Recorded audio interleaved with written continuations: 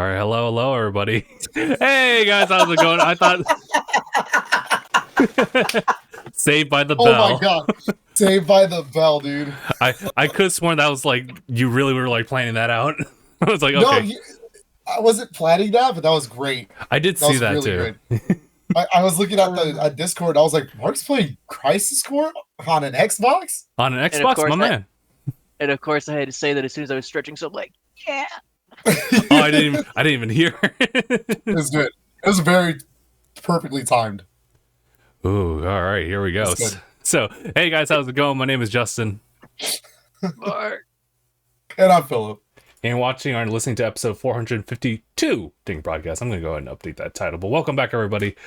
We got guys, I'm going to be honest, this is probably like the biggest week of gaming for the month of March. There was a lot. A lot of games being released. Obviously, like we're at the tail end of the eShop, but more importantly, it was someone's birthday. It was someone's birthday this week. I wonder who it was. Phil. Yeah, it was my birthday yesterday. Happy birthday, Phil. I already wished it to you, but happy birthday again. Thank you. It was fun. It was a nice birthday. I left work early. Went to the bar a little bit. Hung out with some people. So it was Modelo time. It was Modelo time. Cool. It was definitely Modelo time when I got out of work. Yes. Let's go. Not immediately because I'm not that kind of a drunk. But sure. yeah. You know, we got to give it a little time. Once you got sanctions, like okay. It was pretty funny because I walked in and the lady's like, "What can I get you guys to drink?" And none of us got a drink. I was so hungry. I got food first. Fair. Isn't it smarter to eat first? Yeah. Well, yeah. Yes. I'm not here to give you easily. drinking tips because you shouldn't. But yes, you should probably eat if you're gonna drink. You won't get as drunk easy. Yep, exactly.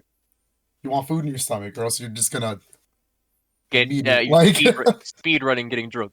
Yeah, speed run getting drunk. Oh, that's easy. You just hard liquor. You'll be fine. That's probably the only way I could get drunk, honestly, because I have one bottle and I'm done. Well, I mean, a normal human would take one bottle and they're probably dead for the rest of the day, dog. Like, what are you talking about? I'm saying, like, I'm the kind of guy who will take a drink of anything, whether it's strong or not. Like, it's not strong at all. It'd be like 5%. I'm just like, yeah. After that, I'm like, yeah, I'm good. So if I wanted to get drunk, I'd have to do shots. I mean, I guess it also depends on your body weight, no? Yeah, but I mean, the thing is, I take that one bottle and I'm not anything. Nothing's happened. I just feel like one drink, yeah, I'm good. I don't need it anymore. Yeah. People who are skinnier tend to get drunk faster because they don't have as much body weight. Like they just the alcohol process just fucking kicks in, you know what I'm saying? Yeah. Nah, for me it's the whole thing of I drink one and then I'm like, I'm full. Yeah. Some people, even though they drink several of them, they're like, keep going. I'm like, how? Tolerance. Yeah. I mean, I also like to drink different like beers, like not just like just the one. I don't like to just go and just be like, oh man, I'm here to get destroyed tonight. That's not my intention. My intention is to actually try. Like I like going to breweries and trying out different beers and stuff. So he likes to be a connoisseur. Exactly. I tried out this one. You're gonna love this. I tried a beer yesterday that they served fresh on tap. It was great. Okay. It's called the Slap and Tickle. What? I can't make this shit up. The slap I promise you. The Slap and Tickle. Did it deliver? It was pretty good. Yeah, my friend slapped me and then started tickling me. So yes, I think it did deliver. There was that, and then they had a strawberry ale. That one was pretty good too. Oh, okay. That was pretty good. So what's the move for today? I know it's like you kind of got an early weekend off for you, but I have been just kind of relaxing for a little bit today. I don't know if I'm doing anything today later. I don't know yet. It's Modelo. I haven't figured it out. It's Modelo time. No. I don't know yet. I haven't figured it out. I know that Katrina's taking a nap, and we'll find out after. Alrighty. Yeah. Nice. And of course, you really didn't update the thing, huh? Wait, did I? I mean, it did, but like when I look down at the live message, it says Pokemon Yellow, and surprise, you got us instead. No, because I didn't know I had to update twice, but I could have sworn I like updated the podcast like category prior to that. He is like on my screen. He is. I did just update the number for the episode though. Oh, okay, that was funny. But yeah, no. That was really fun. So yeah, no, it was a fun birthday. That's good. Yeah, we can make it a part 2. That's what I'm saying. That's what I'm Modelo saying. time part 2. I'm not sure if I'm not down, but I'm always down. Yeah, but we'll see. Let me see if I'm not busy. But yeah, for sure. But also, it's just been like a crazy like week as far as like game releases, because like 2 like on my radar have been out. Granted, one of them like I need to get into the franchise first and then maybe jump into this one. Although I think a lot of people can't just jump into this one specifically. It's Resident Evil 4 that just came out. Oh, the demo. The GOAT. Not just the demo, actually, the full game. Oh, the full game. Yeah, GOAT. Yeah, they had access to the demo like early on in the month, and yeah, it just released. Where's everyone going? Bingo. Bingo. I can't believe they kept that line, dude. It's beautiful. I can't believe they panned out to the guy in flames. Like Leon really just like pulled a joke while he just saw this guy he knew for a little bit. I haven't picked it up, not yet. I want to. I really love Resident Evil 4, so I'm really excited to play this remake. I'm hearing nothing but praise for it, so that's good. Yeah, like Mark, have you played Resident Evil 4? Like OG? Thank you, Mark. I personally haven't, but I've definitely seen people play it. Oh man! So I'm pretty well aware of it. Very certified hood classic, if I don't say so myself. And you know what? Like it was so, I think I've already talked about it before, but like when I was seeing the demo and how it was playing out, I saw this stuff, and as someone who just like watches people play through, I'm like, wow, they took the liberty of having you move around to do a parries. Like it feels so different. Wait, actually, that's a good thing. No, that's a good thing that they decided to add parries in there.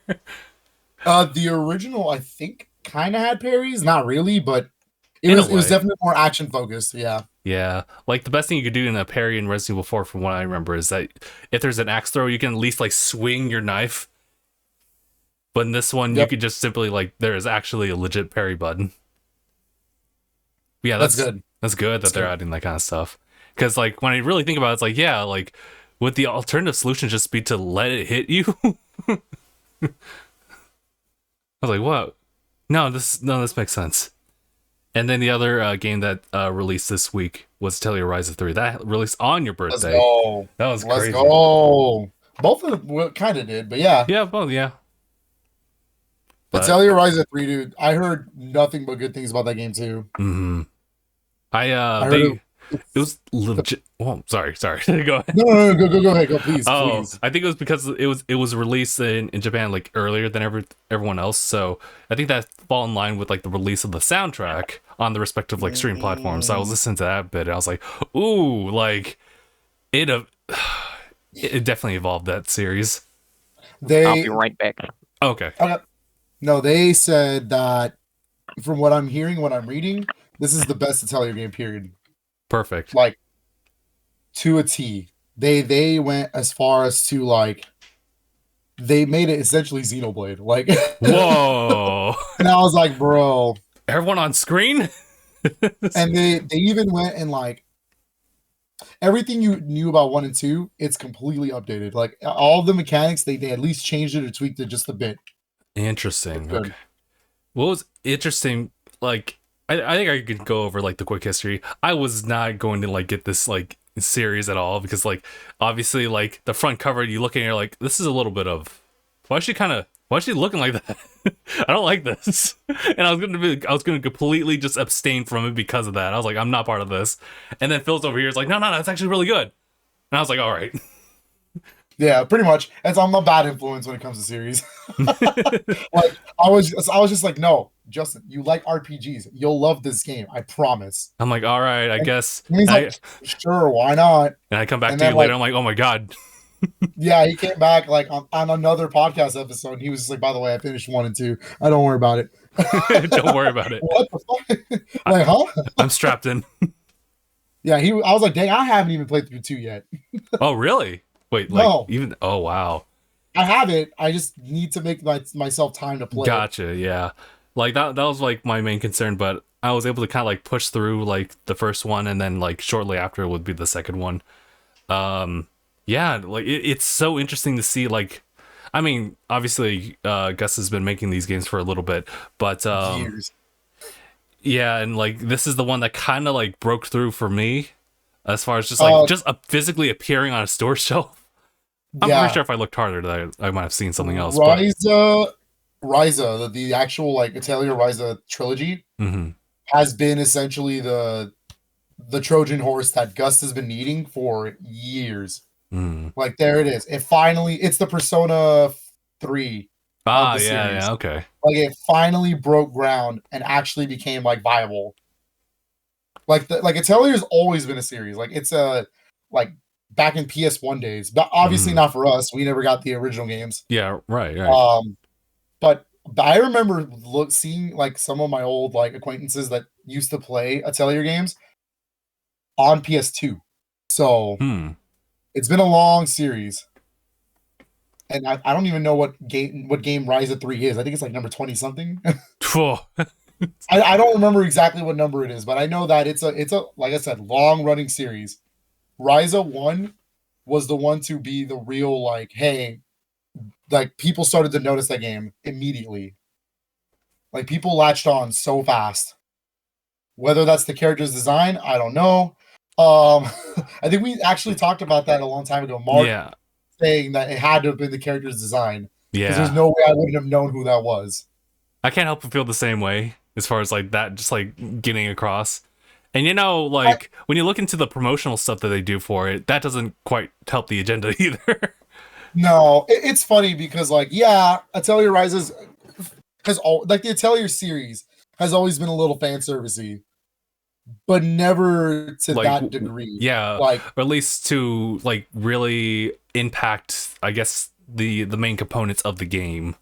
Yeah, and it's like if you ever play an Atelier game, they're so humble. Like it's ridiculous. Like, where they are not games where you sit there and you're like, man, there's this like sense of dread and all this other like crazy stuff. No, dog, it is like it's just the most humble RPG you'll ever play. Like, but it's also like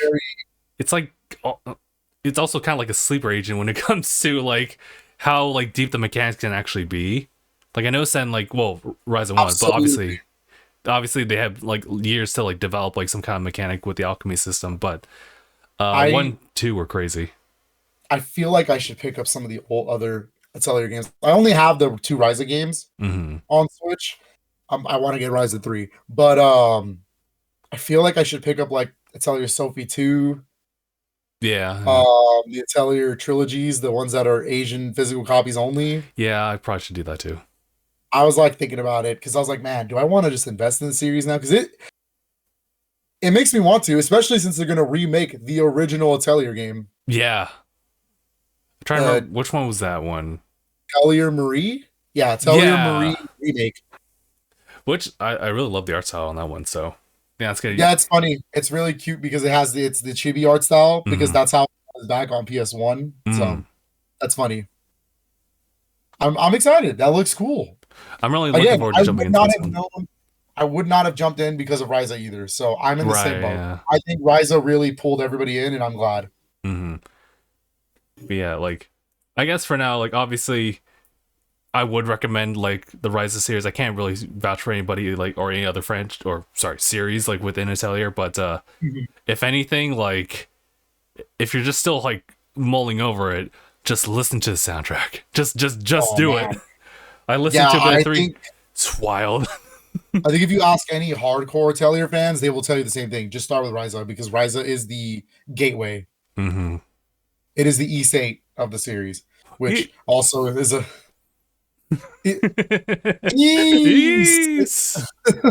it's also another JRPG series. I was like, yo, you gotta play East. You gotta do it. So is Legend of the Heroes. I'm a bad influence. I apologize. Okay. I'm a bad influence. I apologize. My God. But There's there was those, and then what else that came out this week? There's something else. But those are the two big ones. Those two big ones. That's all I could really think of that just like popped up in front of me. If there was any other ones that were just kind of like on low profile, then I wouldn't know. Yeah, I think so. Mm-hmm. I do have a couple of game pickups. I may have already told you one, but I got a couple. So obviously you know about the Steam sales and everything like that. This was not really affiliated with it, but like Square Enix was gonna follow soon after that, showing itself like on like all these different platforms on sale. I saw a lot of them like through Best Buy, and I was like, well, two of them specifically, and I was like, okay, I'll go and place an order for these two. Oh no! So I've been waiting. I know where you're going with this. Yeah. So I've been waiting a while to see if there would be any kind of price cut for these two, and thankfully there was. We got Tactics Ogre Reborn right here. Oh, I need that in my collection, dude. It was like, I think it was $30. I was like, oh, that's really good. I was like, that's a pretty good sweet spot. And then that's a steal. And then the other one is Harvestella, Ooh. which is $35. I was like, okay. This is the one that just like showed up in the mail. There's 4 Square Enix games on Switch that I want to get, and there's 2 on PS5 I still need to get. 3. There's 3 Square Enix games on PS5 that I want to get to add to my collection, and I'm just waiting for when they all have price cuts, and they all have a price cut right now, and that's what's killing me. But I need to get paid. This is true.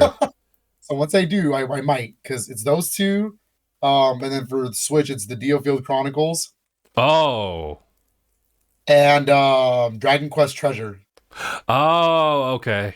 No, and then for PS5, I was going to get Crisis Core. Mm-hmm. And Crisis Core, Valkyrie Elysium. Oh, right. And Strangers of Paradise. Everyone's favorite Jack. You know what I'm saying? Love Jack. It's. And then I have like 2 other ones. The game that I was picking up for this week. There's obviously that one, but there was this one that showed up on the store shelves. So it's one of the other Square Enix games that was on sale. It's Star Ocean Divine Force. I got this one on Xbox, so I was like, okay. No way. You want to know the craziest thing? What is that? I also got Star Ocean Divine Force. I Nicely also done. Got Star Ocean. Oh my god. That's wild, bruh. Dude. I had to. The thing is, I really do love the Star Ocean games. My favorite is still Till the End of Time, which is PS2. Okay. But I heard pretty good things about this one. And after the Unholy game that was number 5, I'm hoping this 6th game is good. Yeah, honestly, it's just been kind of on my radar since it got announced a while back. And I was like, okay, I'll just keep a lookout for that. I got this on a clearance at Target. That's wild. $17.99. What? for this physical copy. This was brand new. Yeah, I was like, whoa. I had a friend who was scoping it out, and he was sending me deals for clearance stuff, and I was like, if Star Ocean's there, let me know. And he sends me a picture with it, and I was like, yo, you got me. Get me that, and I will sell you that money real quick. So this is good. Mm-hmm. And the last one. This, oh, sorry. Go ahead. No, I was gonna say I've been wanting this game for a long time. So waited for that price cut, baby. That's good. Got it. Yeah, like for some of those games, especially, it was a couple weeks back, I think, when there was like a crazy like price cut for Strangers of Paradise. I missed that one, unfortunately, but that was wild. Oh, but the last game obviously is like Rise of 3 right here, so just picked it up today. Oddly enough, well, I mean, maybe it's gonna be because it's the release like weekend of it that I'm not really seeing it on the shelves right now. They're all just kind of like in the back. But yeah, now I'll have to find some time to jump into that. Oh yeah, I finished one of my limited run games. It was the more recent one I picked up, which was Gunvolt 3. That's fantastic. The gameplay just never misses. Hell yeah. And when you beat the game, just a slew of stuff post game that they want you to do. I'm like, this is too much. Give me 1 quick minute. I am missing one of my pickups. I have it right over there though. Oh, okay. Oh, but yeah, no, Gunvolt's that's a good time for sure. Like, they pretty much have like really like identified themselves separately from the Mega Man series. I mean, I think they've done a lot more, like, just initially with contributing with the Mega Man Zero games, right? And then they started to do some additional stuff, and I think it kind of led to like Gunvolt just being its own little thing, but like definitely feels like it has a lot of DNA from the Mega Man like X to Zero like series. And I think just over the course of the years, they've just did a good job like carving out like a world that works, and then also like just refining the mechanics each and every time. And I think the end product for Gunvolt 3 is a really good one for sure. Okay, my bad. And so now that I finished Gunvolt 3, I'm trying to like finish up some other shorter games that I also got from limited run. I'm starting to look at this pack right here, the Kogan Sword Rewind and the Luminous Avenger X2, because it should be relatively short. I started Kogan. It's pretty good. It's hard, but it's fun. Nice. So I'm just trying to go through that. But now Rise of 3 is here, so I'm like, okay, I'll have to find some means of like putting that into the schedule. But yeah, that's pretty much all my pickups. Shout out to Square Enix with these crazy deals.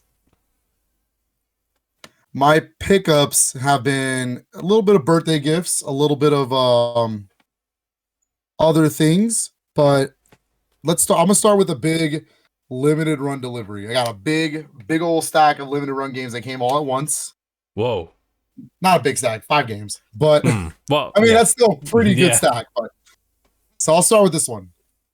This is KO the Kangaroo. Okay. Quick small history lesson. KO is a series. From my understanding, they are 3D platformers through and through. All of varying degrees of quality, but this one apparently is actually kind of good. Okay. And it kind of reminds me of like it has the same art style as like the Crash Bandicoot Insane trilogy. Mm-hmm. So I was like, yo, I gotta play that. It looks good. I haven't popped it in myself, but apparently it's a long-running series. I've been looking into getting the second game for GameCube. Whoa. Yeah, so I'm looking into that. It's a little on the pricier side, but it's not that bad. Okay. Next game on the list is a Way Forward remake on the Wii that they remastered in HD. A Boy and His Blob. Oh. This is a Wii game. Yeah, this is a Wii game. I don't have the Wii original, but this is a Wii game that was remastered for Switch. I think it's on Xbox as well. I'm not sure. It might be. I think it might be. But either way, it's a cool little 2D puzzle platformer. You're essentially throwing these like magical jelly beans to get the blob to transform into different things. Like if you need him to be stairs, he can be stairs. If you need him to be a ladder, he can be a ladder. Like it's pretty interesting. I need to actually play it myself. I also have the retro A Boy and His Blob collection pre-ordered from Limited Run. So okay. So because again, those are the original 2 games. This one's the actual remake. Then I got another 3D platformer because I'm a sucker for these. Super Sammy Roll. This one was also, like I said, it's a limited run game, but this is a 3D platformer kind of like in the style of like Mario 3D World, where like there's an end level to each one. But it's really cool because it's like his tongue is the mechanic and he's always rolling. Yeah, so it's like physics based. It's really interesting. It looks cool. I haven't actually touched it, but from what I'm told, it's very good. All right. And then this next game might be one you might be familiar with, because you just mentioned it. No way! I love the Striker series, dude. Azure Striker series is so good, dude. I played them on 3DS. When I saw that the Switch got the double pack, that was one of my early like Switch purchases. Nice. I was like, this got to be in my collection. You already know. You already know, because I never bought the 3DS physical copy. That one kind of goes for some money now. Yeah, there was a physical copy. Like, now I have the entire Eyes of Striker series on Switch, and I am very, very happy. These games are so good, dude. They're a little bit of Mega Man X, a little bit of Mega Man Zero. They're just really good. I have not played this one yet, though, and I heard 3 was really good. Oh my god, yeah. And then the last limited run game I got is a big boy one. This is like the big boy. Like, if you know me, it's a big boy copy. Okay. It's a big boy game.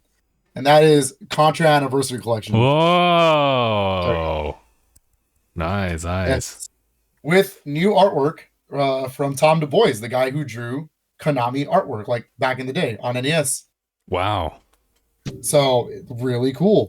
It is the collection that includes, real quick, Contra Arcade, Super Contra Arcade, Contra for the North American version of Contra. Okay. So NES, Contra, the Famicom version of Contra, the NES version of Super C, so Super Contra. Okay. It contains Contra 3: The Alien Wars for Super Nintendo. Operation C, which is the Contra game for Game Boy. It also includes Contra Hard Corps, which is the Genesis game, which is also on the NSO app if you want to play that. Fair. And then the last two are kind of like cop-out inclusions, but it's kind of cool. Super Probotector Alien Rebels and Probotector. The reason it's called Probotector is that it's just Contra 3 and Contra Hard Corps. But in Europe, it was very illegal to show any bullets going toward humans and stuff like that. Oh, wow. Okay. So they made them robots. So you can play the European version in 60 hertz instead of the 50 hertz PAL versions, but as the robots, and it's really funny. So it's an interesting collection. You also have some Japanese versions of some of the other games as well. So it's a cool collection. Not as enticing as like the Castlevania Anniversary Collection, but still getting anything Konami physically with like Contra and Castlevania, I'm in. Even if it's good or bad. Like I have to do it. And I'm really hoping they get Castlevania Advanced Collection soon. I'm hoping Limited Run does that, because I'd probably tear up. Understandable. And then I got the big four.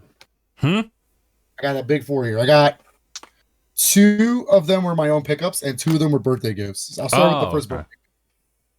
This is from my buddy. This is from my buddy James, but he got me this as a birthday gift because he knew I couldn't pick it up. He knew I couldn't pick it up because of funds, but he was like, you know what? I know you like the series. I know you're gonna love this game. I've been playing it. You gotta play it. And that is Kirby's Return to Dreamland Deluxe. Let's go, baby. I haven't popped it in yet. I actually am one of the few people that have never played the Wii original. So this is gonna be a brand new Kirby game to me. So I'm very excited to play this. I love Kirby. Everyone knows that Forgotten Land was like my second favorite game last year. So very, very excited for this. This one was one of my own pickups, but Justin's gonna appreciate this. I boldly claim this year that Live Alive is my favorite HD 2D game. I have not started it yet, but from what I'm being told, Octopath Traveler 2. From what I'm being told, Octopath Traveler 2 might just beat that. So I will see. I will see how that goes. It's really good so far. I need to continue playing through that too. Oh, this one was the birthday gift from my wife. Okay.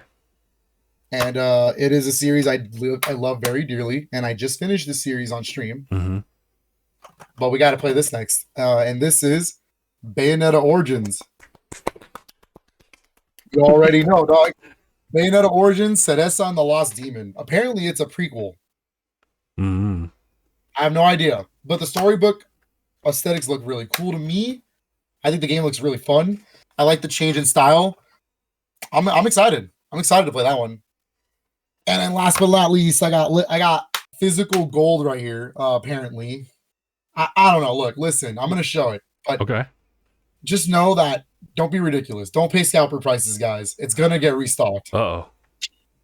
That's Metroid Prime Remastered, baby. It's good. All I gotta say is Metroid Prime is my favorite GameCube game. So to have my favorite GameCube game on my favorite console now, it's really good. This barely counts as a remaster. It might as well be a remake. 100%. Right. This has been so nuts to play. Like, it feels so good with the dual analog stick and all of it didn't even change the game. they didn't even change the actual game. It just looks so damn cool. It just looks so much better. I'm really hoping Prime 2 and 3 get the same treatment this year. I'm hoping. It might not, but I'm hoping. I think Prime 2 has like a chance. Maybe Prime 3 might like lean off of that. The problem with Prime 3 would be motion controls, right? Maybe, yeah. Prime 3 was a Wii game. So I don't know if they can translate that. I guess they could. Yeah, I guess they could. It is a first-person shooter, so. I just figured that they would just like slap the HC like logo on it and be like, we'll call it a day. Yeah. I mean, I'd still be happy to have the entire Metroid Prime series. True, yeah. So all migrating towards the Switch. Prime Remastered will get me will let me be happy until Prime 4 comes out. So true enough. I'm curious if they'll ever do anything with Prime Hunters at all. Yo. That'd be so lit, dude. Prime Hunters has like the best multiplayer experience. Probably, yeah. A lot of people also gave Prime Federation Force some shit. Let me tell you, it's not a good single player game, but it's a good co-op game. It's a good game if you're gonna play with friends. Fair enough. I'm just. It's not a bad. It's kind of like a Triforce Heroes, like Zelda Triforce Heroes. Yeah. The game isn't particularly amazing, but it is a good co-op game. A lot of those games get locked out too. And then, of course, we've been playing a ton of the Game Boy, Game Boy Color, Game Boy Advance. All of these updates, dude. Oh my god. Nintendo was on a good one. Let's hope that they keep up the pace because, I mean, they got Kirby as like one of the more recent like add-ons to the Game Boy collection. Wonder what else. And you know, the craziest part is that Dreamland 2 wasn't even on the list. It wasn't even. Yeah. It's not even a game they announced. It was nothing. They just dropped it like it was nothing. And I was like, what? I'm actually playing that in front of me right now, Dreamland 2. No. But I was just like, there's no way, dude. Ain't no way. Ain't no way. But I guess mowing the lawn. What? Well, sorry? I had to go cut some grass. Ah, okay. Oh, nice. But I'm back now. What's good? How you feeling? I smell wild onions. Thank Nice. you, Mark, for your insight. Well, don't you know when you let your grass grow for too long, you get a bunch of wild onions start sprouting up? Yeah. Yeah. So when you cut it, it smells like onions everywhere. You're like, huh? Huh. Can I consume? No. I mean, you could. You could. I don't think you should, but you could. I mean, I think it's okay to eat wild onions. Does it not say? I'm not a doctor or anything, dog, but I'm pretty sure you're not supposed to. I'm not a nutritionist or anything, but I don't know. I don't know. I could be wrong. We'll have to look it up. Yeah.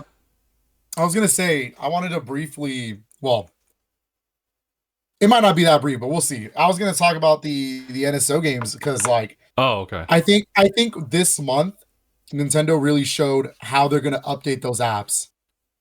Because I think we got the Game Boy stuff last month. Yeah, you're right. Yeah, and that was great. That was like 12 new games right there or something like that. Mm-hmm. It was a wild amount of games. It was great. I've been playing them nonstop, by the way. I've already beaten like half of the Game Boy Advance games. There's a charm to them for sure. It's so cool. And like I said earlier, like it makes it feel like this is finally like the Switch is calling. Like this feels like everything that Nintendo ever has is in one console. Mm-hmm. Getting Getting the Game Boy games really cements that to me. Sonic Advance, please. Please. But they did get new updates this month. We got Metroid Fusion for Game Boy Advance, which I've been slowly going through again because I love Metroid Fusion and it's fantastic. I'm a sucker for Metroid. Yep. A lot of Metroid love recently. That's great. A lot of Metroid love. We got Metroid Fusion. But that was the Game Boy Advance update. And then they finally, after was it 8 months or 6 months? It was a long time. We got an NES update, we got a Super Nintendo update, and we got a Game Boy update all at once. So they're going to treat the Game Boy like the other two, like their base tier. That's true. That's fair. Is understandable. That's understandable because it is base tier stuff. It's not part of the expansion pack. So let me just kind of quickly run through this. We got Xevious on the NES. If you've never played Xevious, it's a shoot 'em up. It's okay. It's not amazing. It's not bad. I would never say it's bad. I have the game physically as well. But the NES version is a little ear grating on the sound effects. But it's popular in Japan and it's a Bandai Namco game. So yeah. A Bandai Bamco game. Yep. Xevious? Oh yeah, that's a staple arcade Namco title. So I get it. I understand why it's there. It's good. It's not bad. It's got 2-player co-op, so that's kind of cool. All right. It's kind of a rarity for NES games. So all right. For Super Nintendo, you got Side Pocket. Let me ask you something. Have I ever heard of Side Pocket? I can't say I have. What is your question about Side Pocket? If you ever think about the Super Nintendo library, right? Does Side Pocket ever jump to your Nope. Can't say because it doesn't for me. It's pool. It's billiards. It's just pool. Yeah. The only interesting thing I found out is it's developed by Iguana, who doesn't exist anymore, but they are the developers of Turok. Oh. Okay. Turok will be back one day. You know it will. I hope so. Those remasters on Switch and PS4 and Xbox were amazing. So, who doesn't like guns and dinosaurs? Look at Ark. That's fair. And then those were the two for the other consoles, right? But Game Boy, we got some pretty good titles for Game Boy. We got Burger Time Deluxe. Burger Time, baby. You know what? All jokes aside, that game is actually pretty fun. I was playing it and I was like, you know what? I'm having a lot of fun with this. It is based on the original arcade game, but it's Game Boy. And so it's kind of a level to level. You can beat the game. From what my understanding is you can beat the game. Yeah. How long? Whatever. The point is, it's good. It's very fun. The music's catchy. How long would it take? I have no idea. One whole lunch break. One whole burger time. Deluxe. It varies. Yeah. But the big boy title is Kirby's or Dreamland 2. So that's a staple Game Boy game. It's the first Game Boy game where Kirby has his abilities. And it's also the introduction of Rick, Kine, and Koo. Everyone's favorite pals that no one remembers, but it's okay. It's okay. I remember them. I love you, Rick, Kine, and Koo. I love you. I see them. I see them on postcards. But it's interesting because now I understand that they're probably not going to release Game Boy games often, like regular Game Boy games. They'll probably do it every quarter, and then they'll just drop a bunch. Okay. So that's what I was trying to get at, is the way the NSO is finally starting to fill out with everything. Because we still have all those 64 games they're planning to bring. Yeah. The Genesis gets updated when it wants to, and when it does, it's usually bangers. So I'm pretty happy. I can calmly say I feel like it's worth $50 a year now. Now you can. But when it started, it's iffy. I still thought so. Because you're getting 64 games, and some of those games right there and then are worth more than those 50. And the Genesis games are a great touch too. I mean, yes, they release Genesis games all the time, but there's just something. It's something really cool when the emulation is correct. And that's the thing about the Game Boy games too. It's correct. The games play as they're originally intended. So, I mean, the emulator works like it should. Exactly. The guy down pat. Especially that's why I'm so curious when they said Kirby's Tilt and Tumble, because you play the game like this. Yeah, like, but they got the technology there, so they have it. I'm very curious to see how that looks. Wonder how, like, if you were to like really pull apart that emulator and just put that on PC and see how the configurations even work for that. It'd probably work better. It probably would work better, but hold on a minute. Switch's gyro is pretty good. So that I'm just talking about the emulation in general. Yeah, that's fair. But there's that, which gives me hope for like the Game Boy Advance stuff, because I would love WarioWare Twisted, dude. Ooh. If we got WarioWare Twisted, I would cry. That game is really good and it's underrated and it's also very expensive physically. So, but you can play it like this, and I was like, yo, that's cool. I like that. I like that a lot. Wait, did the Game Boy Advance have that type of functionality on it? No, the cart had it. That's why it's so interesting. What the? Yeah. The cart itself is like a big bulky thing, and it sticks on the top or the bottom of the SP. Oh, okay. I thought it was just like a regular sized Game Boy Advance. I was like, there's no way. No. The other game that has that feature is Yoshi's Topsy Turvy. Oh, I do remember that one. Yeah, that one's not the best game in the world, but if they add it, it's still cool. It has motion, so obviously part of the namesake. Yeah. It ain't called. I ain't called Motion Man for nothing. But that would be cool. And then Kirby's Tilt and Tumble is the same thing. The gyro's in the cart. Kirby's Tilt controls. Yeah, I actually have that cart. It's pink. It's a big bright pink cart. Nice. Yeah.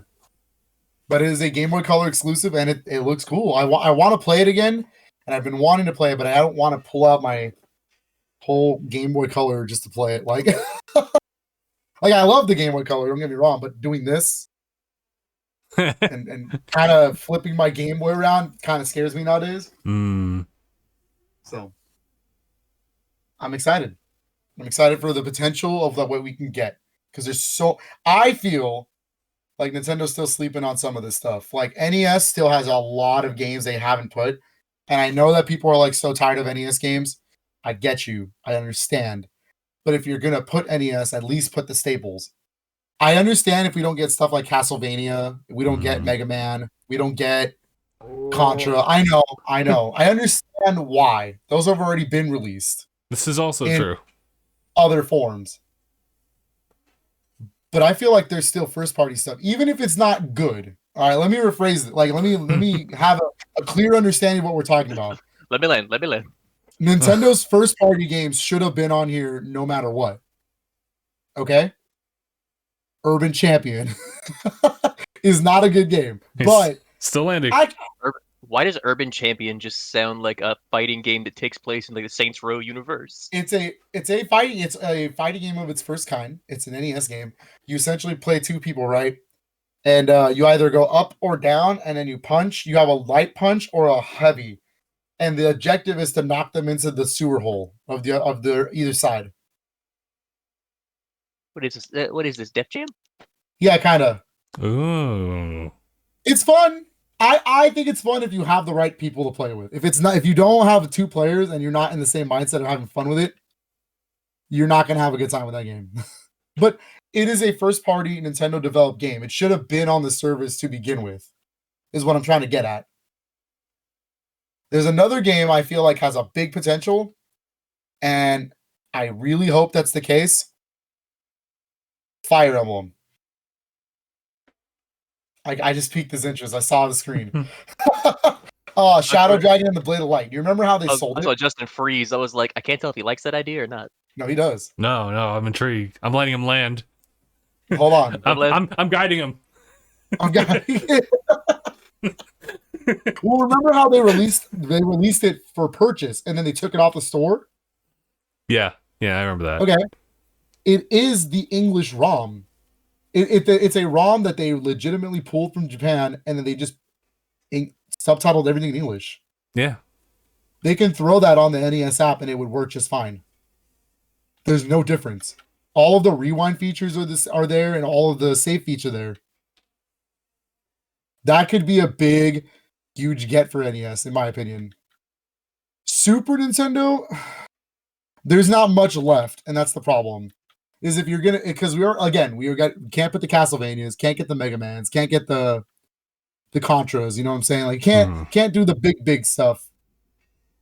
There is one big Nintendo game, the biggest in my opinion, that needs to be on that Super Nintendo already, and it's killing me because I've been wanting to replay it, and I'm just so damn lazy to pull out my Super Nintendo.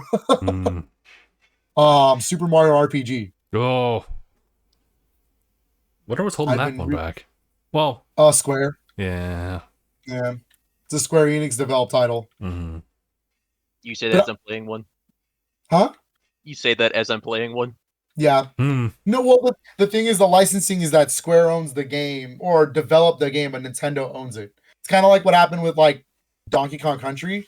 The only thing is, I don't understand that licensing deal, because if Nintendo owns it, they could just release it. Like, they own it. It doesn't matter who developed it. I mean, they put Donkey Kong Country. They don't even need Xbox's permission for that.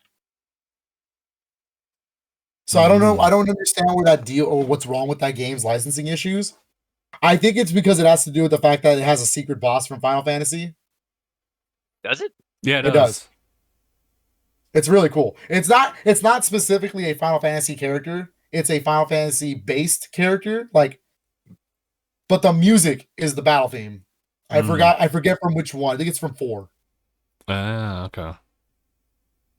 It even ends with the results screen from Final Fantasy. Yeah. It's okay. I believe that has to be the problem, but I'm not sure. I've been really wanting to play it because it is one of the best Super Nintendo games. So, been really wanting to play that. 64. What do we have confirmed so far? It's Pokemon Stadium 1 and 2. Yep. Yeah. So went on that Excite Bike 64. Oh yes. Was Pilot Wings 1? Yeah, it was 1080 degrees. There was 1080 degrees snowboarding, and then Mario Party 3. Oh yeah. Those are the only ones confirmed. No, Pilot Wings was one of them, but it's already out. Yeah. Okay. Yeah. So in my opinion, I think Donkey Kong 64 is a pretty shoe-in. Like that's a shoe-in at this point. I hope Smash gets on there, dude. I hope Smash Brothers gets on there. That'd be so cool. 64 Smash? Yeah. I think that alone will definitely, well, I mean, everything else, but that will also sell it. That would be such a huge thing. Smash 64 with online. That's the key thing there. And then the other two titles that I think are pretty, they have a big possibility of getting in there, but both of them do require Xbox. Oh, okay. But to be fair, Banjo-Tooie. Banjo-Tooie is the one I'm trying to say. Banjo-Tooie definitely, I think, is going to make it on there because Banjo-Kazooie is already on there. The other one is a little bit trickier. I hope they can do it, but it's Diddy Kong Racing. Oh. What's on that one back, exactly? Banjo and Conker are characters in that game. Okay. And that's usually, and because of Conker's like image nowadays, I don't think they like using that game. It's not even that, because okay, I feel like I'm a walking history book at this point. The history for that game, real quick, is that Conker wasn't the Conker you know in Bad Fur Day yet. He was still the prototype, like lovable, like squirrel that was going to be in a cute, fun 3D platformer. So they threw him in there as like promotion. It's like, hey, this character is going to be in other games. They scrapped that idea completely because people were giving them bad reviews at like press conferences and stuff. Because they said, oh God, another cute 3D platformer. You know, Banjo-Kazooie already exists. Mario's already exists. So that's when they got the idea for Bad Fur Day. Conker's Bad Fur Day. Edgy Banjo. Very, very good game. One of the best 64 games, but it's a little wonky to go back to nowadays, but it's pretty fun. But I also wanted to bring it up because I know people ask me like, one of my friends in my Discord wants Perfect Dark, and I am with you 100%. I want Perfect Dark just as bad. you're not going to get Perfect Dark. Not before the new one comes out. No, it's because it's rated M. For mature. I don't think you noticed that any of the apps are all rated T. They're afraid. So I feel like that's a limitation for the NSOs. They're not going to put anything that's rated M. Which really sucks because 2 of the best 64 games are rated M. It's Perfect Dark and Conker's Bad Fur Day. There's a market for it. They just need to reach out. I mean, I say those 2 specifically, but Turok 1, 2, and 3 are on there. Those are all rated M games. Like the 64 had a lot of really good rated M games that a lot of people seem to forget. Is GoldenEye also not considered? No, GoldenEye is rated T. Jeez. And you played it, right? Like there's a lot of blood in that game. I was like, they can't get away with this, but they did get away with it. Keep getting away with it. There's like headshots and like they're like literally just like dying, and I'm like, whoa, wait a minute. Like, well, no, that game is rated T. No, one does not speak unless they know. So, I don't know. I really hope that they add a couple more 64 games. The problem is 64 when you're picking like things like for this app, it's slim pickings, dog. Like I'm assuming that's why they threw Game Boy Advance in, because you're not gonna get if you did a 64 game once a month this year, you would probably run out by the end of this year. Oh my god. That's the issue with 64 games. Other than that, I can see like Harvest Moon 64 getting on there because Harvest Moon is in Japan. They get that on the Super Nintendo app, so I can see that one. I can see maybe the other Ogre game. I know you just picked up Tactics Ogre. Yeah. There is a Ogre Battle 64. It's the same series. Whoa. Okay. So that one could be interesting. Again, that depends on Square. Yeah, it's just and there has been no Square Enix titles, so I know what they would want, or maybe just not at all. I just think they don't want to put the Final Fantasies. Like, you know what I mean? That's fair. Especially when they're trying to put, if they're trying to do it in North America, especially when they're trying to release the Pixel remasters, Yeah. I highly doubt they want to put the originals. So that kind of sucks. But again, you can play most of those. Like, consider the Pixel remasters. You can play all of those. You have Secret of Mana, which is one of the best Super Nintendo games. I think the only one missing is Chrono Trigger, really, and I feel like one day we're gonna get a remake of that. Okay. I'm also just. I hope it's in the HD 2D. I really do. I'd cry. I'm on the fence, just waiting for something Pokemon related to be announced. That is the main line, but considering, I can't believe I wasn't here when we were talking about that. When you guys talked about that, let me quickly say that I was a Pokemon sleep when they did that. I fell Pokemon sleep like. It was that sucked. I can appreciate them working on the more live servicey games, sure. What are the what are the main lines? When you talk about 10 minutes straight of Pokemon sleep, you're killing me. Like it's true. The DLC for Violet Scarlet, all right, cool, but we knew that was gonna happen. That's kind of a dead given. True. We were kind of waiting for that. I didn't even think they would shadow drop them. I felt like if you would just give me the confirmation that they will come to the service, fine. That's all I need. But they didn't even give me that. Pokemon spin-offs seem to be on the table because we got Pokemon the trading card game. Yeah. And of course, Puzzle League is already out. Yeah. So the 64 games, we'll be getting all of them except for Hey You Pikachu, which well, I mean, I feel like if they do it right and they give me a USB mic, I feel like oh my god, that would actually be quite interesting to play. Well, I guess if they are to sell the third party, well, not third party, but if they sell in like their own like made controllers, then I guess they can also do a USB mic. Well, I mean, it would just be a random any USB mic. You just plug it in. Maybe. I mean, or like headphones with the mic on it. You could do that too. Anything that can use a mic, I think that game would work really well. I only say that because of the attention to detail they're doing with Game Boy games, like it's true, and 64 games. Like I love how they touted GoldenEye having widescreen support finally, when that was already in the original game.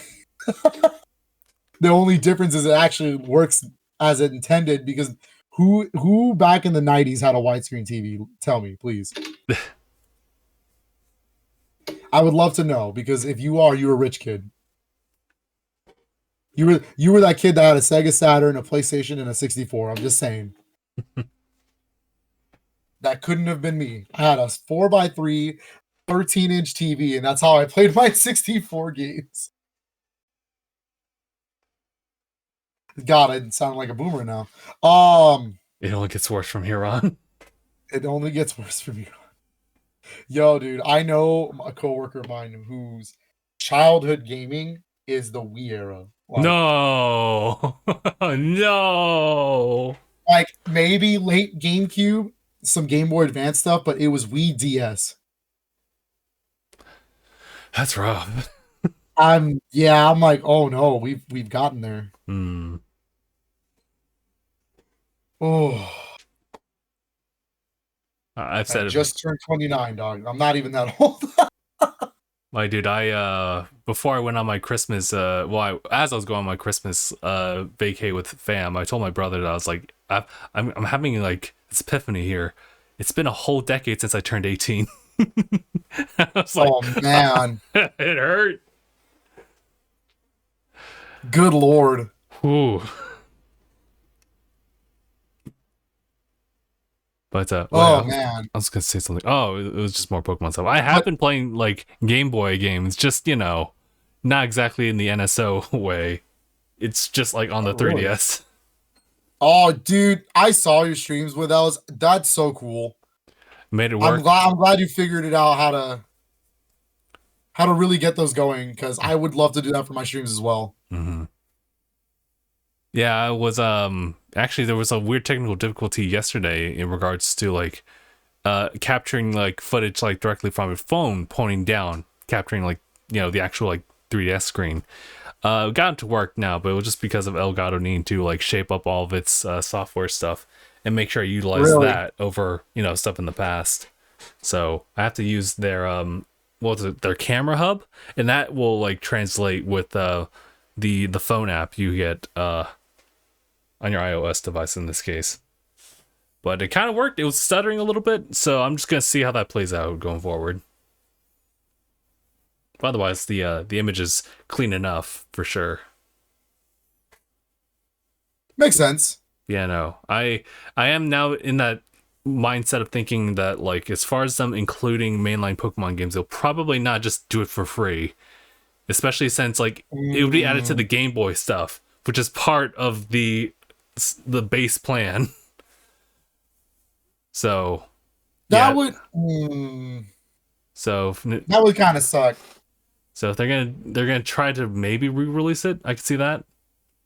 I just think it'd be more convenient if they were on the NSO apps, right? Only because Fire Red, Leaf Green, Red, or Ruby, Emerald, Sapphire, like those can be on the Game Boy Advance, and then obviously all the Game Boy Color and Game Boy Originals, like it just makes sense. It's just too easy. Yeah, it's too easy.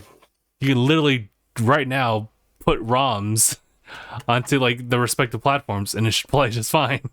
You can even trade with people. That's so crazy to me. That's absolutely wild that you can already do it. I guess we'll have to wait and see for their answer on that.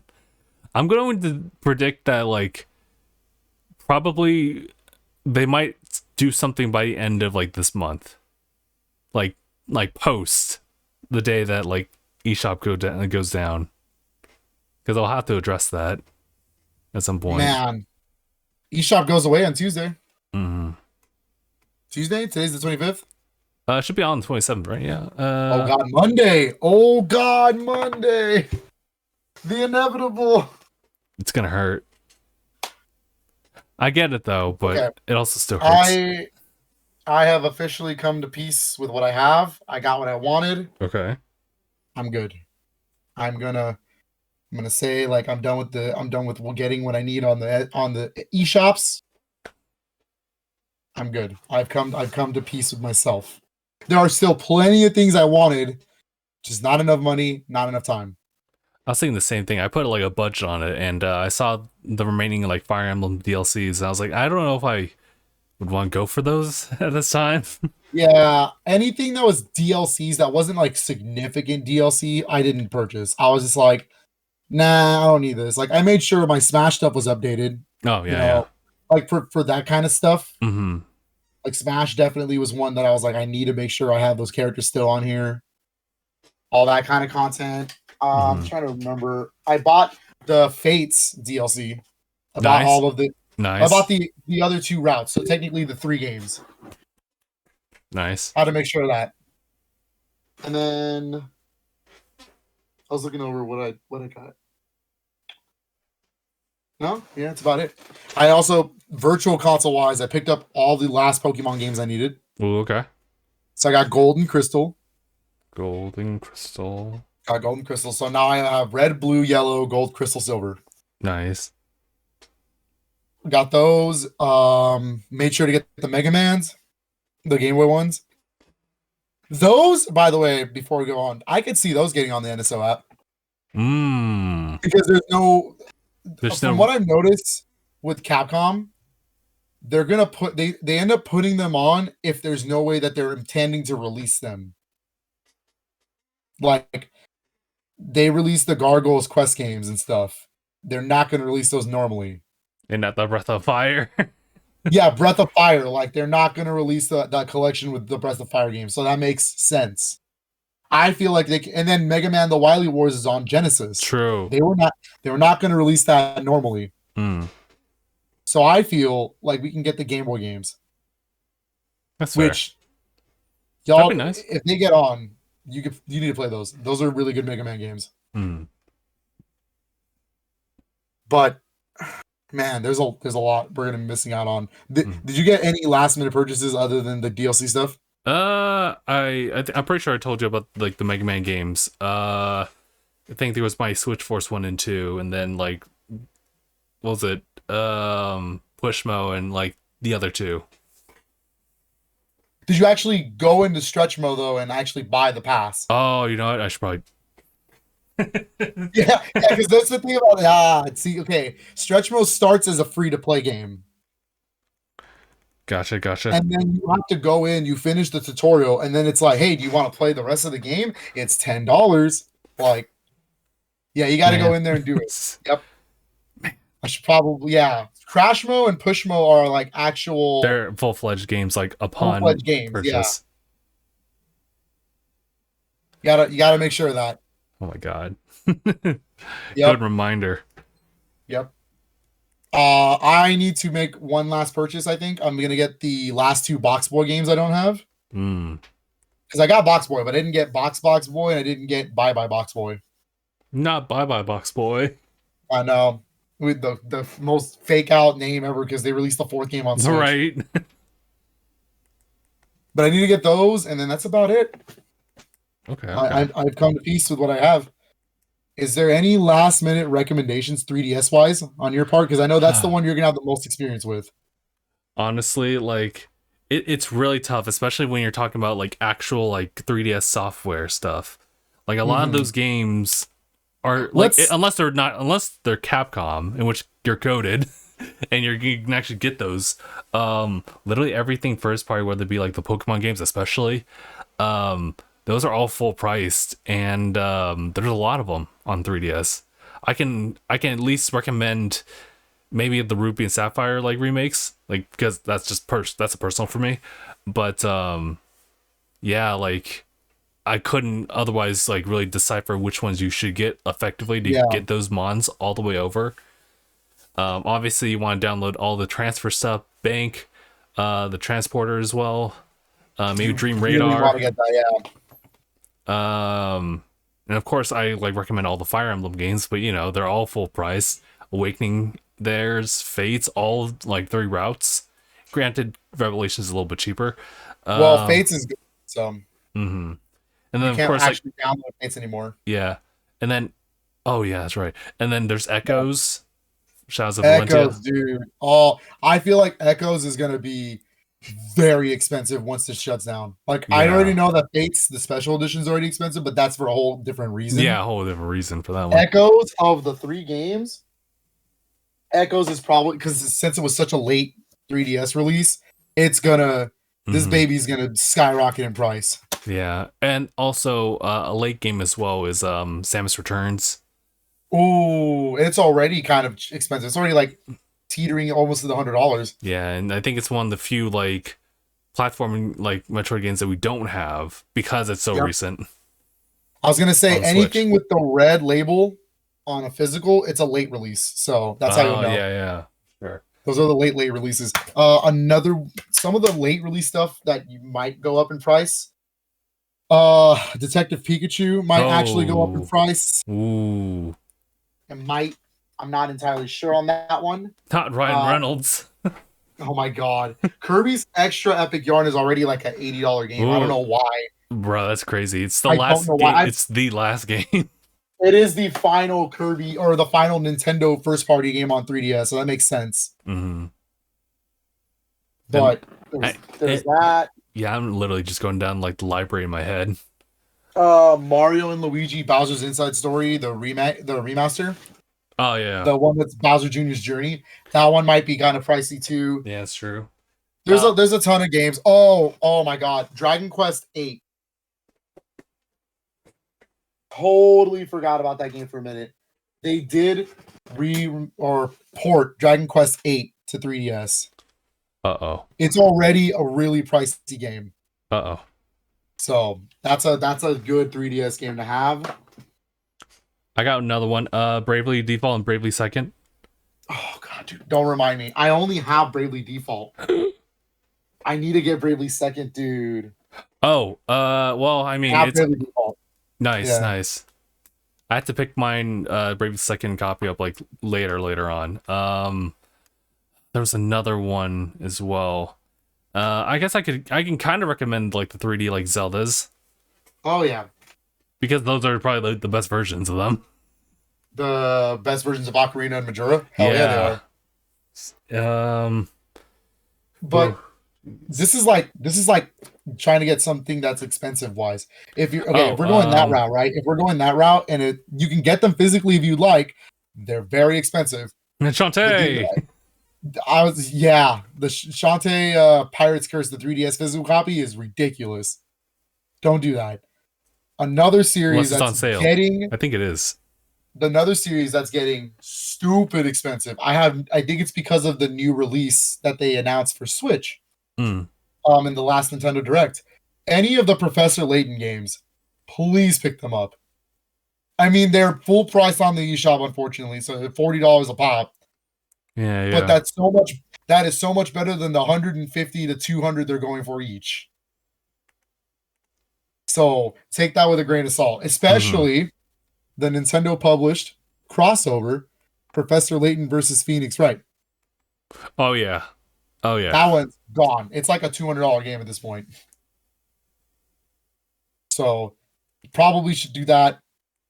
Another interesting, now that I mention it, pick up the Ace Attorney games.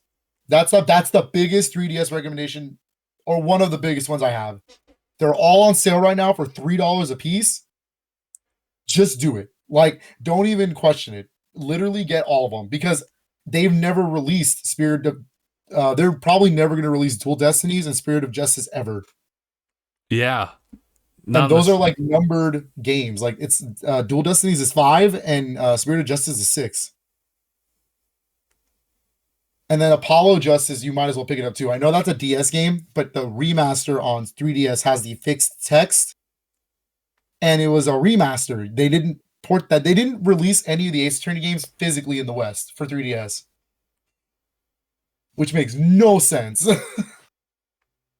You really should pick up that entire series, in my opinion. I think we mentioned the Pushmo games. Got to get all 3 of those. Boxable games, for sure. My biggest 3DS recommendation is the one I always push. I already gone way into depth of it, but it's Rhythm Heaven. Oh yeah, Megamix. That if you live in North America, you have to pick up Rhythm Heaven Megamix. If you live in Europe, you can get a physical copy. They did not release a physical copy here for us because they don't like us. They called us stupid Americans, and I was like, damn. It's unfortunate. But the game it's literally like top 3, one of my favorite 3DS games. It's so good. So good, dude. I'm sad now.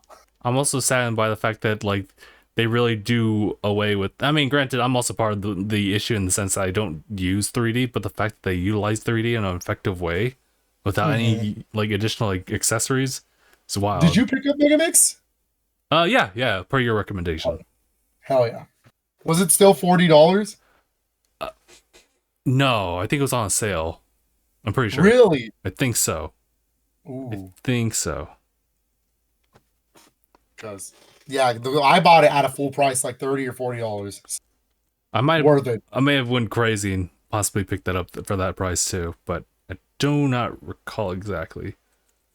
But yeah, that's probably my biggest 3DS recommendation is getting that game. Wait, which game was it? I'm sorry. Rhythm Heaven Megamix. Oh, sorry. Yeah. I do have that one. Yeah. Cool. I was thinking about like what was it? Rhythm Thief.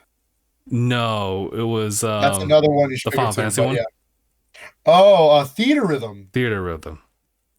So the thing about it is the physical copies aren't that bad to get, okay. But the DLC is going to be gone. So, that's true. Yeah. Again, the thing is, you have Theater Rhythm Final Bar Line for Switch and PS4. So you might you don't really need those because all of the music is on there now. Mm-hmm. So I don't know about that one, but they are staple 3DS games. So I'm not trying to think of something else. Okay, yeah, those are the big 3DS recommendations. There's a ton. Oh my god, level 5 games. No, not the Guild series. Liberation Maiden. Let me pitch this idea to you. Okay. You play as the president's daughter because the president's dead. Okay. And she's a mech. She's in a mech. Okay. You play as the president of Tokyo's daughter. You're in a mech. And it's a mech game by Suda51. Huh? That's all I have to tell you. Oh my god.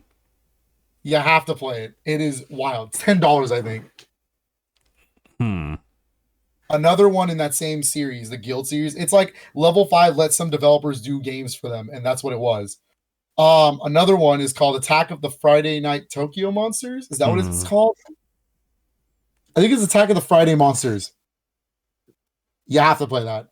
It's by Millennium Kitchen, which is a very niche company, and they do games like the most recent release that they're doing, limited run has up for pre-order.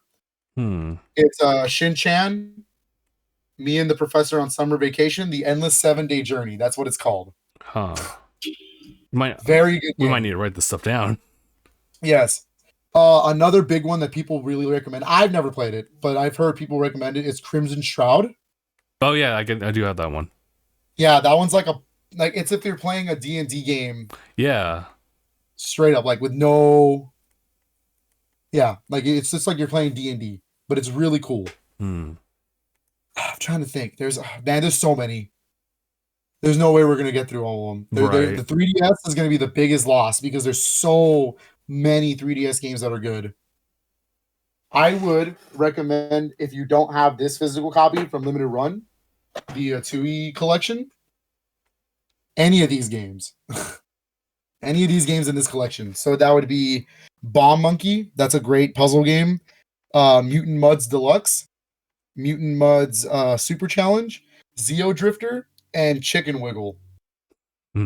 Yes, that last name is funny. But they're all mostly on Switch now. But you don't get the 3D effect. The 3D effect was really good on these games. So I highly recommend these ones. Man, there's a ton, dude. I can't even go through all of them. There's so much.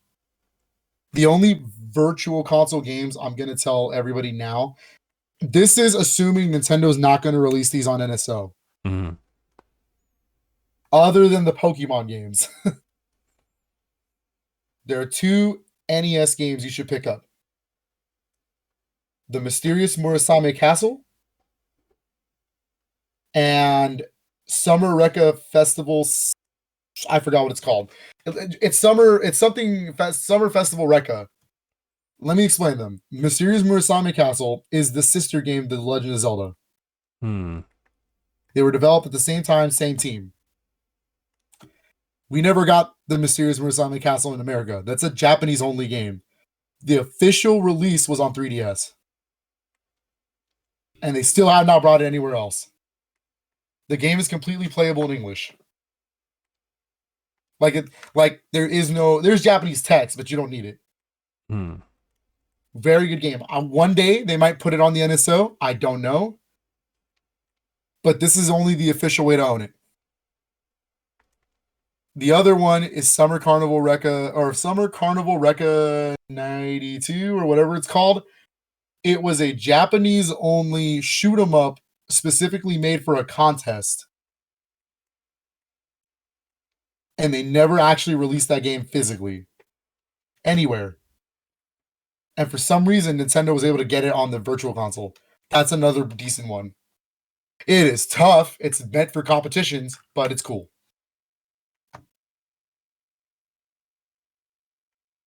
Is there any other 3DS games you want to recommend, Justin? I know there's a ton. Trying to think. No, I think I'm good. Yeah, that's a lot. Because you may never really get to see this one around, but Kid Icarus might be one of those. Ooh, Uprising? Yeah, Uprising. I don't have it myself. And honestly, I care too much about my bottom screen to really recommend it, but I love that game, so yeah. But it's so well polished. So at the same time, like, I can't not recommend it. It's very good. Yeah. Those are all the 3DS recommendations I have. I think I'm the only one that can speak about Wii U. I believe, because you never owned a Wii U. Right. Okay. There's not as much on Wii U that we're going to lose compared to 3DS. That's mostly because a lot of the Wii U stuff has been transferred over already to Switch. And all of the big Wii U games pretty much got ported. But if you're going to go for some Wii U stuff, it's not a big list, but it's a list. Affordable Space Adventures. Please get that game. It is one of the best co-op games you'll ever play. It's one person's on the tablet controlling the ship's like speed, its engine, its lights, everything, and then the other two people are like shooting, and like you're traveling together in a ship. That sounds familiar. It's a very interesting looking game, and it's really cool. I have it downloaded on mine. Ooh. I have it. Yep, it's a great game. It'd be a good project to go through all the classic ones you'll never This next game is also on Xbox backwards compatible. It's also on PS3 currently, but I have it on Wii U, and I think it's fun because I look at the Wii U as the multiplayer console. So, like Nintendo consoles are usually the ones we pull out for parties. And if you have some friends who want to play some beat 'em ups with you, Capcom, and this is on sale because it's Capcom. It's a $2.99 download right now. It's the Dungeons and Dragons Chronicles of Mystara. They are beat 'em up games. It's a collection of two very obscure beat 'em ups from Capcom. Please play them. They're very good. Another big Capcom release that was on Wii U, in my opinion, is actually an interesting way to play it on home consoles. Get Resident Evil Revelations. Ooh. Because it's the only way you're going to play the authentic 2-screen experience on a home console. It is ported to PS4. There is an Xbox One version, but the Wii U version actually has the original 3DS like mentality. True. What's another good one? This is also a rule of thumb for 3DS. Just update your games. Yeah. Just update them just to make sure. You never know. Which is why I'm going to recommend, and I'm not saying this game might not get ported or not, Xenoblade Chronicles X. Just in case.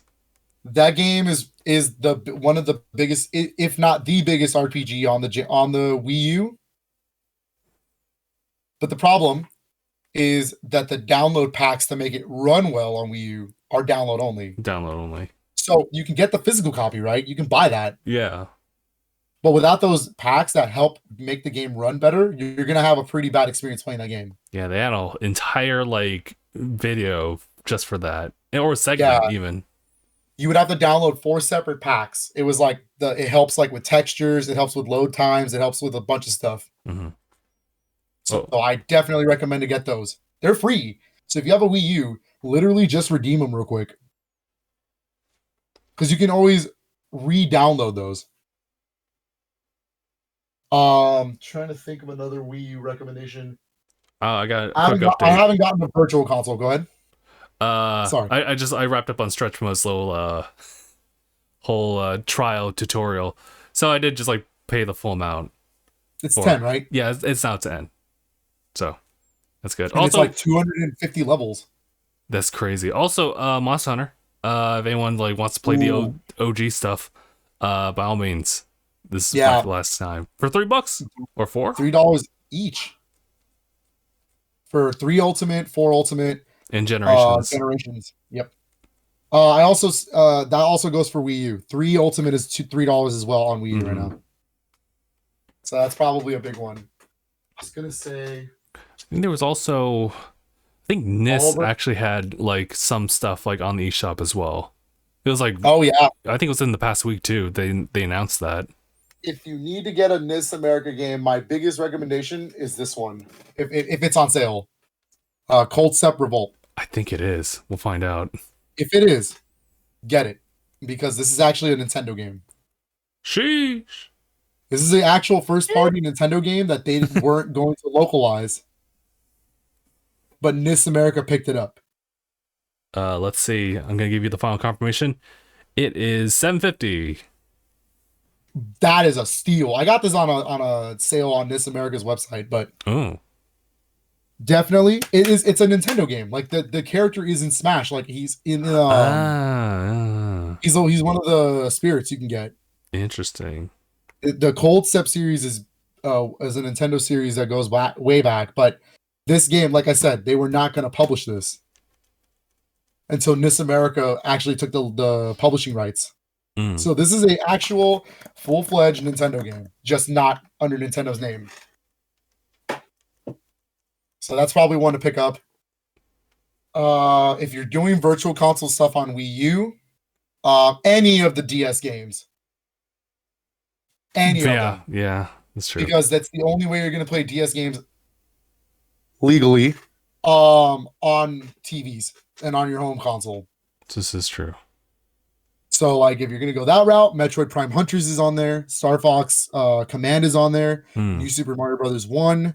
Both Zelda Phantom Hourglass and Zelda Spirit Tracks are on there. Yoshi's Island DS. Those are all bangers for the DS. You should get those. All the Kirby games, except for Superstar Ultra, are on there. Oh, well, okay, yeah. I mean, that's Squeak Squad, Canvas Curse, and Mass Attack. So those are pretty good too. I'm trying to think. TurboGrafx games. The Wii U has the TurboGrafx as part of its virtual console. You don't. The other consoles don't have that. I kind of wanted to bring up TurboGrafx in a little bit, but right now, just say that TurboGrafx games are currently on the Wii U eShop. If you're gonna choose some, Lords of Thunder, that's a good one. Any of the Star Soldier games are good. Bonk, any of the 3 Bonk games. Yeah, the Cavemen. Doom. And the last one I always recommend would be, oh my god, what's it called? New Adventure Island. Or, I'm sorry, the Bomberman games. What am I talking about? Bomberman 93 and 94. Get those. Those are great party games. Game Boy Advance wise, get the expensive stuff. Yeah. Get Pocky and Rocky with Becky. That game's like a $500 cart. Pocky Rocky with Becky. Yep, that's what it's called. Don't question me. They haven't announced it, and I do think this game is going to hit the NSO, but just in case, get Drill Dozer. Oh, yeah, okay. Please. That's a Game Freak game. It's one of their best games ever. Mm-hmm. That's not Pokemon. That isn't Pokemon. And yeah, for now, we don't really know. So, might as well get that one. Super Nintendo-wise, get both Final Fight 2 and 3. Those are expensive. You don't want to have to fight cards for those. Get... Oh, I almost said Castlevania Dracula X, but that's actually on the Advanced Collection, so don't worry about that. We good. Mario RPG, because that's not anywhere else. That's on Wii U. If you want a way to own Mother 1 instead of playing it through the NSO, Mother 1 is available for purchase on the Wii U. Let's go. So that'd be Earthbound Beginnings. Definitely highly recommend that one. Mm-hmm. The 2 Ninja Gaiden games that are not on NSO, so Ninja Gaiden 2 and 3. Mighty Final Fight, because that's a very expensive game. Mm. Yeah, there's a ton of things you're gonna want still on Wii U. But if you're gonna give me one more big recommendation before we stop with the eShop conversation, and I have to pitch this for you. Fatal Frame, Maiden of Blackwater. Hold on a minute. Okay. Because that game did get ported to Switch, PS4, PS5, Series X, Xbox One. Mm-hmm. But none of them are built like none of them actually utilize the Wii U's features. The Wii U, it was built for the Wii U for a reason. It was just built different, legitimately. Yeah, it uses the gamepad as the camera, so like you actually have to move around and like fight the ghosts. Yeah, like you legit just take your like whole that, gamepad and you're just moving around and like crazy, like fighting ghosts. So, and realistically, it's the best way to experience that game. Mm. If you're in America, it's download only. So in Europe, it's called Project Zero in Europe. They have a physical copy. We didn't get that. So that would probably be, and on top of that, the Wii U version has the Nintendo costumes. They removed those, even on the Switch version. Ooh. Even on the Switch version, they removed those Nintendo costumes. Granted, you get some cool Koei Tecmo costumes now. Like, I think pre-order bonus back then was the Atelier Ryza costume. Wait, what? Yeah, there was a Ryza costume. That's wild. But you don't get the Zelda outfit, and you don't get the Zero Suit Samus outfit. God, how could they do this? So not the Zeros. Oh, not the Zero Suit, dude. So those are probably the big ones. Oh, I'm sorry, Nintendo first party download games. Get those. I mean, they're first party Nintendo games. They're gonna be gone. Dr. Luigi.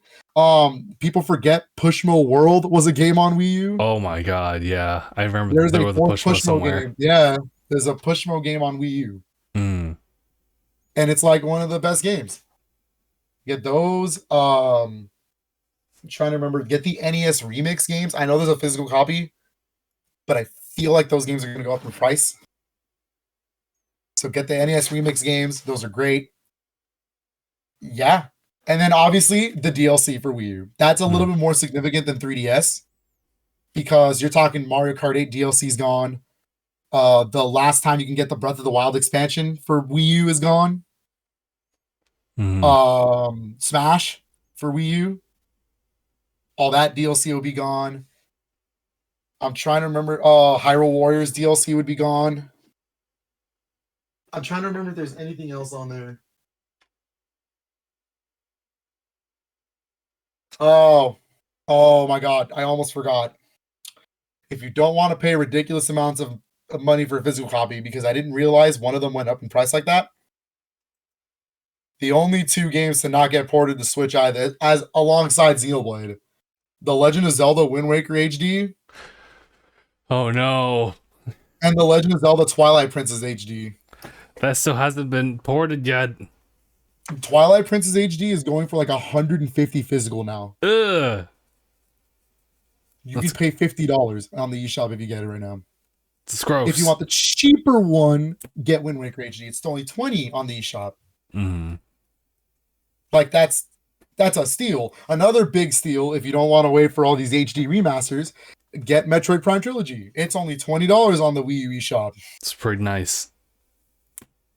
So, yep. There's a ton, and it sucks that we're going to lose them all. Mm-hmm. Very unfortunate. Very, very unfortunate. Mark, do you have fond memories of your 3DS and or Wii U? My brother had a Wii U, and I enjoyed Smash on it, but I never had a 3DS. That's fair. I wanted one, just never had. You missed out on the 3DS Pokemon games? I would have loved to have played them, just didn't have the money. That's fair. I just assumed you always at least kept up with the portables because Pokemon. I wanted to, just didn't have the money for it. I feel that. Yeah, hopefully they'll do something about that for those who weren't able to experience it. I mean, that's going to happen with each generation too. Like, I think it was a great idea for them to just kind of like create like a different iteration of Gen 1 through like the Let's Go Pokemon games. And so that's all right. But then, they did deviate quite a bit. And then, going forward, they have to address like Gold and Silver. Since, that the latest remix for that one is really just the DS version, which that's like a good number of generations gone. So, I mean, here's to hoping that they do something with at least, like, it is smart if they were to put NSO like stuff with that, but yeah, and it's kind of sucky because like Wii U Virtual Console, like I said, has TurboGrafx. Nothing else has those consoles like represented. Now, I feel like a good question that people ask like all the time is like, where can they go with NSO now in terms of new consoles? Because we already got all the main Nintendo ones. I'm gonna be real with you. You ain't gonna get GameCube on there. Ah, you're gonna get GameCube games, just not in the way you think. Oh, okay. Well, what? That's fair enough. You're gonna get them like remastered and stuff like that. Because obviously, I don't know if you noticed, they've been picking from GameCube and Wii in terms of remasters. True. But if you're talking actual things to add, here's my big throw it to the wall. Let's see if it sticks. Ready? How would it sound if I were to tell you, if they throw Sega Master System or Game Gear, that kind of from the same cloth, and TurboGrafx. TurboGrafx could be part of the expansion pack because they're the very expensive games, and Master System is the 8-bit, so they can throw it with the base bundle. And we already have Genesis and their home consoles, so they can sell you controllers like there's no tomorrow. This is true. There could be some profit there too. I could see that. Yeah, if they're not going to do their own type of thing, then they might as well just kind of like work under Nintendo as far as allowing people to have access. I could see those happening, especially TurboGrafx. I feel like that's kind of that one's more viable than the Sega Master System / Game Gear. Because, dude, I would love to have the classic East games. Ooh. I would love to have the classic East games. So East Books 1 and 2, and then the first Legend of Heroes games is on TurboGrafx as well. Dragon Slayer. Interesting. Okay. So that'd be pretty sick. I was gonna say, like, it was really cool for you to set it up like that one day, but man, dude, the convenience possibly that it's just on one console. And I would love if they sold me controllers. Like I was gonna pull out controllers for this demonstration, but anyways, the point is they're both like NES style. Yeah. So they can make those. Those are not hard to make. And I believe Konami owns TurboGrafx. So and Konami is on the NSO. This is true. So just saying. That's fair. Just saying. The only thing I would say is like I noticed that the base tier games, the base tier like apps, they're only 2 players for the consoles.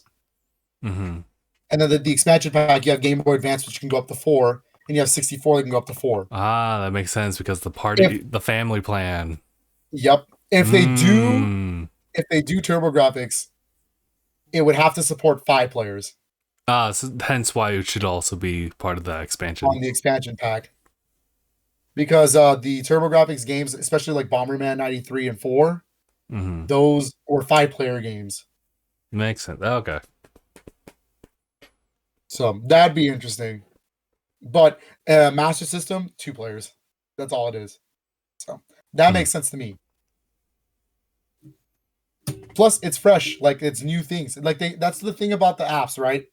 They don't always need to give me an NES game. They don't always need to give me a Game Boy game. They can rotate these. This is why I'm so weirded out by how they release games on these things. Mm-hmm. Because you don't need we have 6 apps in front of me right now. You don't need to always add one for each one every month. 1 month could be a 64 game, 1 month could be a Game Boy Advance game. You know what I mean? Like, I don't understand. So it would just be more variety. But I think I have stretched out that NSO conversation long enough. Yeah, that's fair. There's a lot to unpack, and honestly, it's one of those things where, like, when you say goodbye to something, it, like, you really remember the fondest stuff. Let me remind you that this past week also included the farewell to Ash. Oh, I forgot about that. That happened yesterday, huh? Mm-hmm. Yo, my birthday was just happening. Like, things are happening. Games.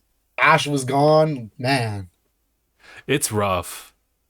Like if we're gonna talk like a whole length of like how long something like takes, how about Ash's journey for like 26 and a half years or so, something like that. It was, yeah, it's rough to see that guy go. But as far as like the show or just the world of Pokemon, like in the animation department, that's still going. We just have new characters, and that's gonna be coming out in April. So literally next month, we're gonna get some different characters. It'll be interesting. But yeah, as far as Ash is gonna be on his way and do whatever he wants to do, and he might appear somewhere else. Who knows? It might take a decade, but we'll see. I guess we could also, real quick, as far as anime stuff, as we're kind of like transitioning over there, I saw the trailer for Jujutsu Kaisen Season 2. That just came out, like, I think looks sick. It's wild. Like, I'm seeing what they shown off as far as like all the motions and everything like that. Obviously, they're going to talk about like Gojo like in the past and how things like came to be, and that. I mean, I think that's a smart move on their end. He's dead. Yeah, I saw him. He was putting in some work. Beast. I was gonna say that guy's a menace. You could tell because he has the Dio voice. I told you that man is a beast. Anyone who has the Dio voice is already labeled as a menace. Yep. But yeah, I'm looking forward to Gojo and his entourage. He's already beloved back then and now, so it should be interesting. Although I'm now more curious because like obviously he sports a different look, and you know what was mysterious about him like in the present day of the anime was that he's just blindfolded, and no, with this one he's just wearing glasses. You can still see his eyes. So I'm wondering like what is that, just a stylistic change? And you know that's something that I don't really need an answer to like right now. Like I want to just kind of see for myself when it's happening with him. I kind of have an idea of what already happens to obviously the big elf in the room, which was like his old friend who obviously yeah, from being such a like a lighthearted spirit to calling people monkeys like left and right. I was like, bruh. But obviously something happened. I kind of already know as far as like obviously you see the scar, so it's like mm-hmm. Yeah. And plus you've seen the movie. Oh yeah, of course I've seen the movie, so they kind of hint at that too. Oh no, I just saw another thumbnail of Ash. Oh no, because in this one that's all over the place. Yeah, the one with Pidgeotto, I was like, yo, even the entrance too. And he joins you again. Oh, also speaking of anime, I guess. So Capcom's promoting a lot of Battle Network Legacy Collection through the use of like the anime. So they're just like streaming like a marathon of it. And I've been watching a couple episodes, and I was like, wow. there was a certain point where like I think it's NT Warrior like Access, where it becomes more almost like a Sentai show, where it's like it's very episodic. Not Ash. Lan is just going through the motions here and there. Some of that, I was gonna say some of the jokes still kind of carried on, but a lot of it I don't remember though. So it's crazy. It's also a really cool way to advertise it. So nice one, Capcom. They're really just going all over the place. Let me think. No, I think that's kind of it. I know that with My Hero, we obviously haven't really done a lot of anime coverage per se. More over the manga, but today was the end of season 6 and they teased season 7. Ah, nice. So we saw a little bit of Star and Stripe. Yes. Whoa. She looks great. She looks great, but they don't know. They don't know. They ain't ready. They ain't ready. They ain't ready for that, man, dude. That's you see people on Twitter like, I'm now much more invested into the U.S. I'm now much more invested in the United States. But I'm like, after episode 1, 2, though, we'll see. We'll see how things play out. A lot of them are just like, I'm suddenly a lot more patriotic. Am I right, my fellow Americans? And I'm proud to be an American. We'll see how it pans out. Oh, but man. Also, that's gonna be like an awesome like thing for them to showcase like early on. Like that's one way to open up the whole season. Oh yeah, that's definitely a way to bring it in with a bang. Mm-hmm. But having said that, season 6 is also really, really good too.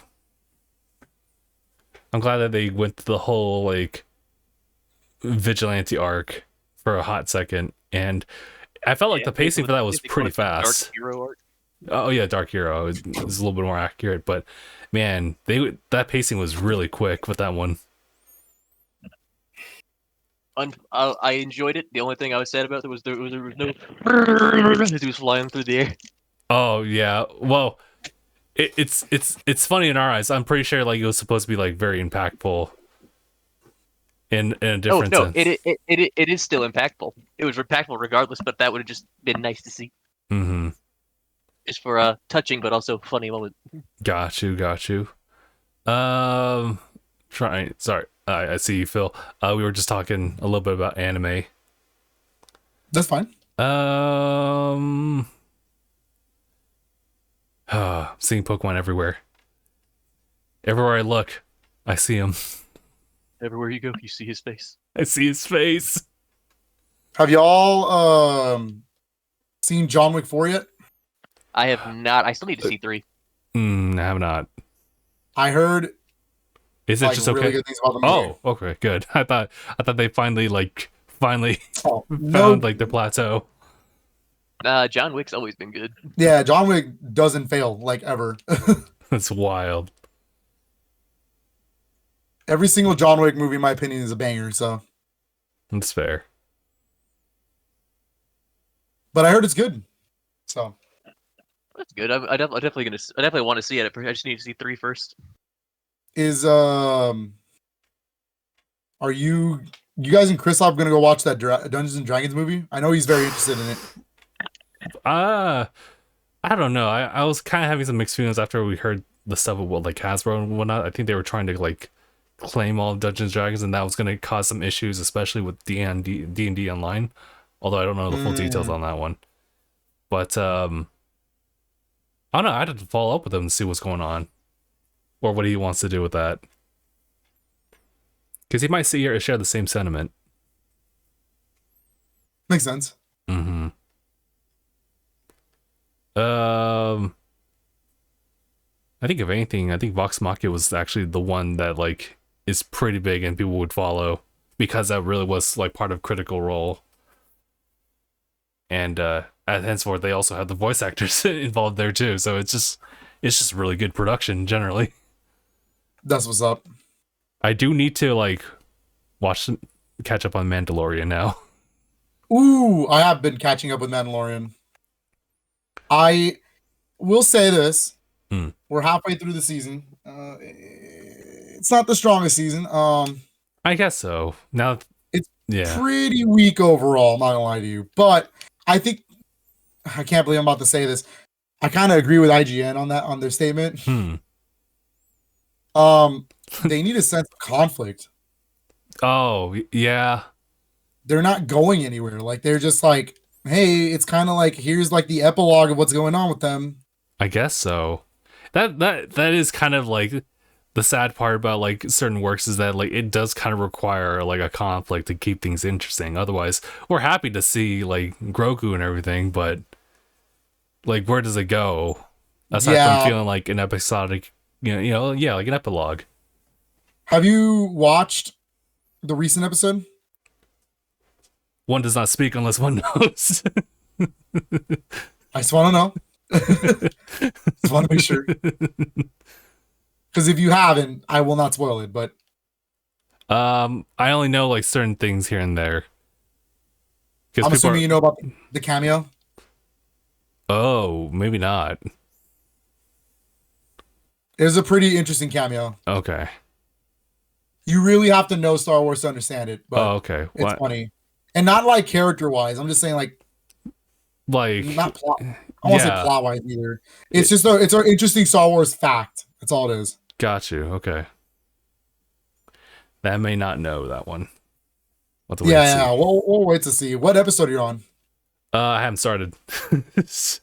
Literally everything I'm pulling out like is literally just like people's like clips.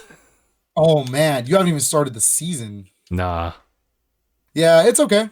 Like I said, it's fine so far. We're halfway through it. Hoping it gets somewhere. Yeah. Because the third episode was like, I wouldn't say filler, but it was definitely, it felt very epilogue-y to certain characters. It wasn't even a Mandalorian episode, really. I see. Because I feel like as far as like how things were going with the Mando, it was really, that was all in like Book of Boba Fett, aka Mandalorian Part 2. For real. That was when like the actual like bit of information that we wanted to know about those two characters like finally came to conclusion. And I guess like the new season really is just like, what do they do afterwards? Which is not as conflict heavy, it seems. Not really. Well, I guess we'll find out. Mm-hmm. I also did finish The Last of Us. Oh, how's that been? Because a lot of people Good. high praise on that one. That was very high praise, actually. I thought it was very good. I thought some of the changes that were done on purpose were good changes, especially to like flesh out context. Fair.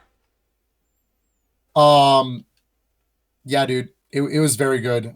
I would say that, like the whole scene, the entire scenes with David and stuff like that. Homeboy was creepy in the main game. He's still creepy in the show.